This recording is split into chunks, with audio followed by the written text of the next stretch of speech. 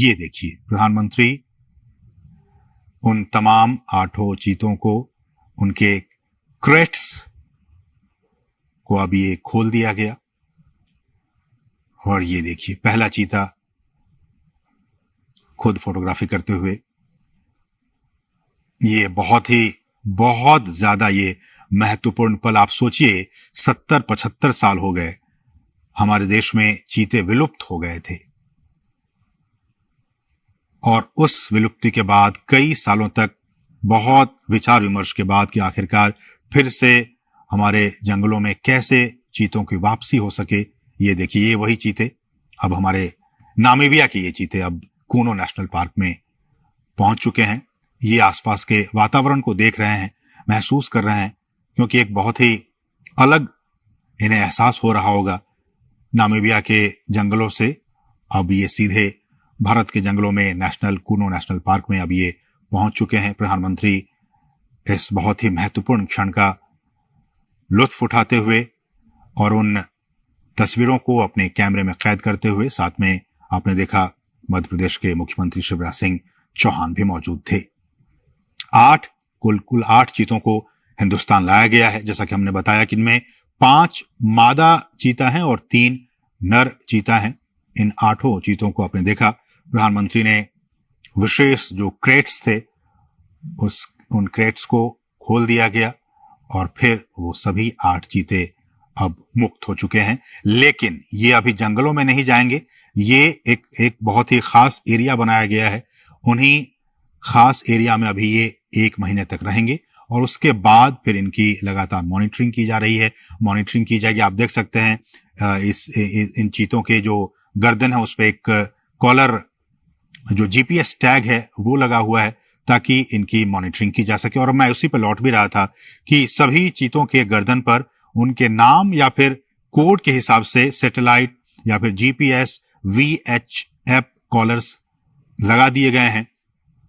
और इसी national park में जो हम आपको दिखा रहे हैं, ये कूनो राष्ट्रीय उद्यान, कूनो नेशनल पार्क, इसमें एक डेटा डाउनलोड फैसिलिटी सेंटर बनाई गई है। और इस इक्विपमेंट को, रेडियो टेलीमेट्री इक्विपमेंट को खरीदने और फैसिलिटी बनाने की सारी प्रक्रिया 4 से 6 महीने में पूरी कर ली जाती है। और ये जो आप देख रहे हैं इनके गर्दन में, इनको वहीं पे, इन चीतों को लाने से पहले ही इनको नामीबिया पहुंचा दिया गया था, और फिर इन्हें ये तमाम जो कॉलर हैं, RF ये कॉलर, इनको लगाकर ही इन्हें लाया गया है। रेडियो कॉलर है इन्हें, और ताकि इनकी जो ट्रैकिंग है, इनकी निगरानी वो हो सके रेडियो कॉलर के जरिए। और फिर इन्हें हम जैसे कि बता रहे हैं कि इनको आइसोलेशन में रखा जाएगा, और फिर इन्हें जंगलों में मुक्त किया जाएगा।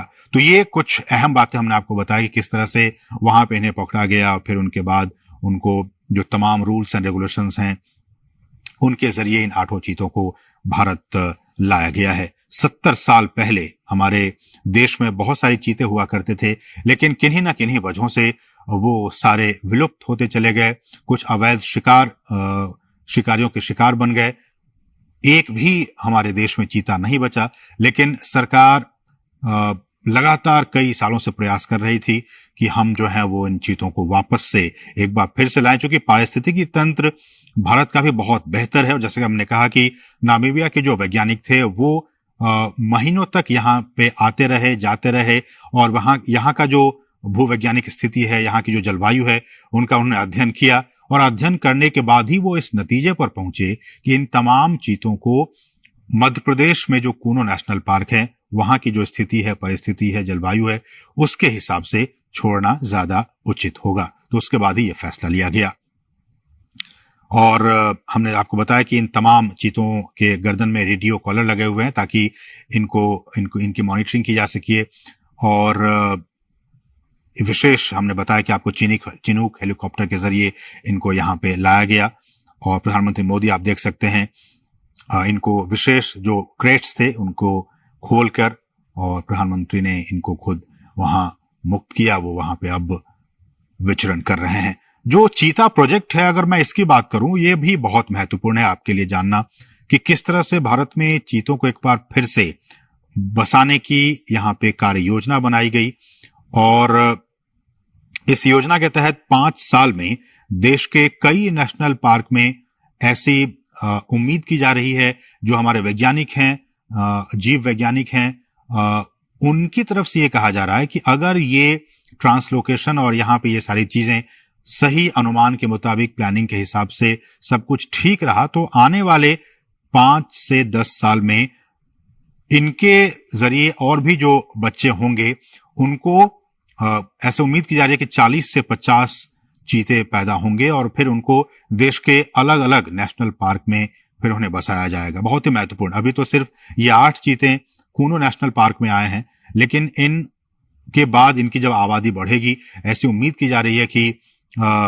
40 से 50 के तादाद में इनकी आबादी होगी आने वाले 5 सालों में, तो उसके बाद इनको फिर देश के अलग अलग नेशनल पार्क में फिर इन चीतों को बसाने का काम किया जाएगा।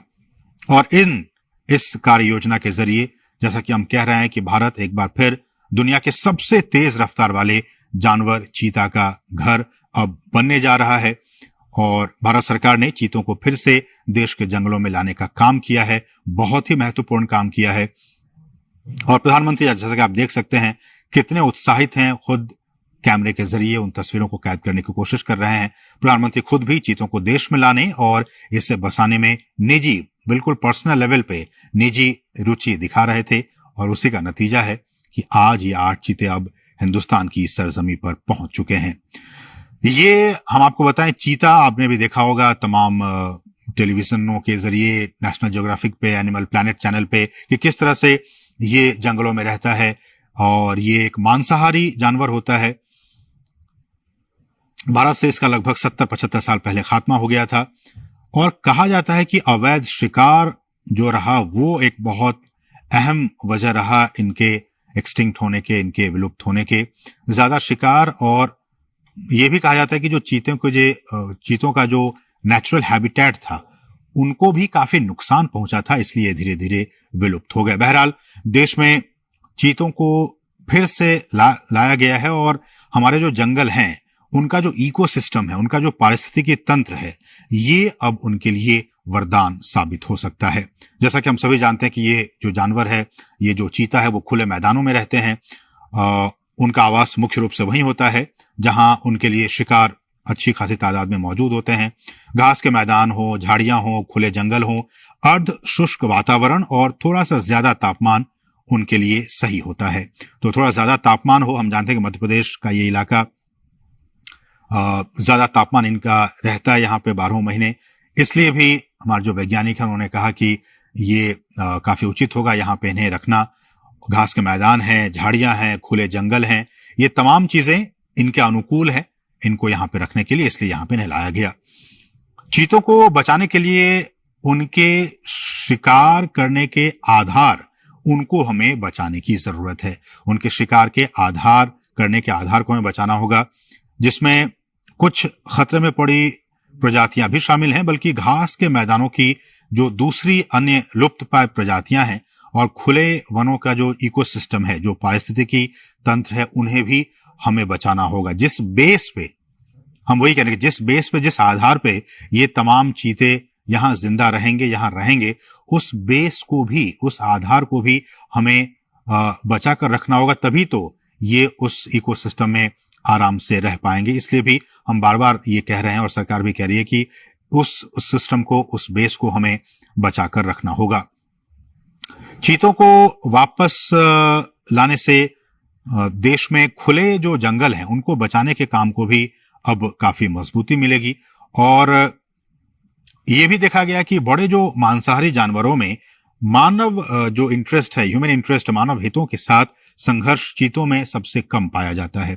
दूसरे जो ऐसे वाइल्ड एनिमल्स होते हैं उनके साथ मैन एनिमल कॉन्फ्लिक्ट होते रहते हैं, अक्सर होते रहते हैं, लेकिन चीतों के साथ ऐसा नहीं है। चीतों के साथ जो मैन एनिमल कॉन्फ्लिक्ट है वो बाकी जो ऐसे एनिमल्स हैं, वाइल्ड एनिमल्स हैं, उनके मुकाबले काफी कम ऑब्जर्व किया गया है, काफी कम देखा गया है। वो सामान्यतया मनुष्यों के लिए खतरा नहीं होते हैं और जो बड़े पशु हैं उन पे भी वो सामान्यतया हमला नहीं करते हैं। और wild life trust of India ने इसकी शुरुआत की थी कि किस तरह से इसको लाया जाए, और दुनिया भर के विशेषज्ञों, पर्यावरण, वन और जलवायु परिवर्तन मंत्रालय सहित भारत सरकार के कई अधिकारियों, राज्य सरकार के अधिकारियों ने इसके लिए कई दौर की बैठकें की। भारत सरकार के अधिकारी, मध्य प्रदेश सरकार के अधिकारी, वन विभाग के अधिकारी, नामीबिया से जुड़े अधिकारी, इन तमाम अधिकारियों की कई महीनों से लगातार बैठकें हो रही थी ताकि ये सारा जो काम है वो बहुत ही इजी वे में हो सके।